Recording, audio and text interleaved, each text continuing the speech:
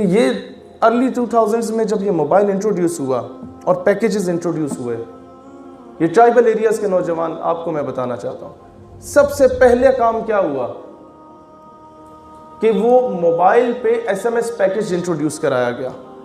उसके बाद क्या हुआ कि उस पे 90% जो मैसेजेस होते थे एक दूसरे को फॉरवर्ड करने वाले, वो लतीफ़ों के होते थे।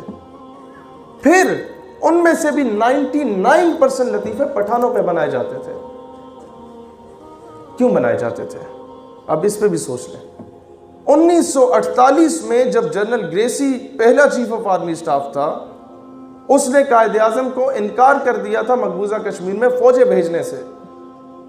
तब ये ट्राइबल एरियाज के हमारे पठान गए थे और वहां आपका आज़ाद कश्मीर तोहफे में लाके कायदे आज़म को दिया था।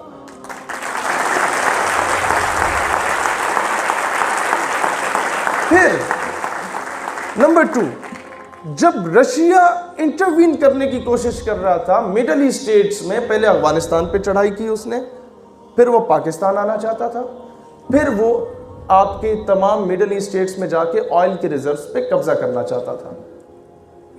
फिर हमें याद आ गया कि यार अब क्या करें। फिर हमें याद आया, नहीं यार पठान, इन्होंने जाके रशिया को 6 हिस्सों में तकसीम किया। मेरी माँ पठान है, मैं इसलिए बड़े दलेरी से डिफेंड करता हूँ इस चीज़ को। She is from Khattak tribe. उन्होंने जाके रशिया को तुर्कमानिस्तान, ताजिकिस्तान, कजाकिस्तान, किर्गिस्तान, ये अजरबैजान, उज़्बेक, इनमें से आधे मुल्क तो ये इन पठानों ने बना के दिए ने। जो लोग सुपर पावर की गरूर में, उस फिरौनियत में आके पाकिस्तान को गर्क करने का सोच रहे थे, उनका गरूर खाक में मिलाया था, वो इस ट्राइबल एरियाज के लोगों ने मिलाया। तो हुआ क्या? ये खुशामदी बातें नहीं हैं।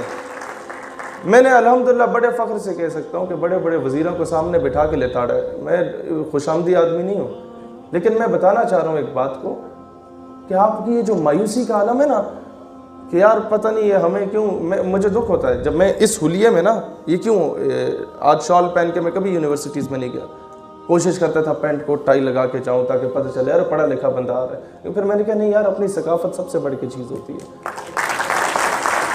मैं होता था यूं कि जब मैं सुलिया में जाता था मुझसे पूछा जाता था कहाँ से आ रहे हो, कहाँ जा रहे हो। जब यही शहीद सियालवी उसी गाड़ी में उसी शक्ल के साथ पेंट कोट में जाता था तो अमूमन नहीं पूछा जाता था।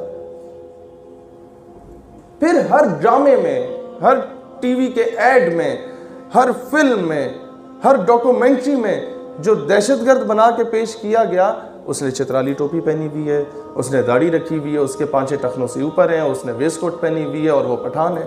क्यों? ये एक रियलिटी है। और किसी को एतराज़ है या कोई सवाल है, ये प्रोग्राम के एंड पे मैं एंड टाइम तक इधर बैठा रहूँगा, आज रात भी हो जाए, मैं एक एक के सवाल के जवाब देके जाऊँगा। मैं आगे आता हूँ। मैं यहाँ पर एक चीज़ बहुत वाज़े कर देना चाहता हूँ मेरे भाइयों और मेरी बहनों, कि गिला अपनों से किया जाता है। मैं अपनों से ये गिला करता हूँ कि ये तो जो एक्सट्रीमिज्म और टेररिज्म को दाढ़ी से जोड़ा गया, मुझे आप बता दीजिए, क्या डोनाल्ड ट्रंप साहब की दाढ़ी है? क्या जॉर्ज बुश साहब की दाढ़ी है? क्या हिटलर साहब मरहूम की दाढ़ी थी? दुनिया के सबसे बड़े दहशतगर्दों की दाढ़ी नहीं है, लेकिन दहशतगर्द दाढ़ी वाला है। ये डुअल स्टैंडर्ड्स हैं। या बता दो इन सब में से कोई पठान था?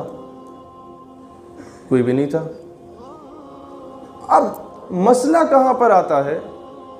मसला भाईजान ये आता है कि पूरा मोहल्ला आपको बोले कि आप चोर हो। आप चोर डिक्लेयर नहीं होते जब तक आपका बाप ना कह दे कि तुम चोर हो। समझ रहे हैं?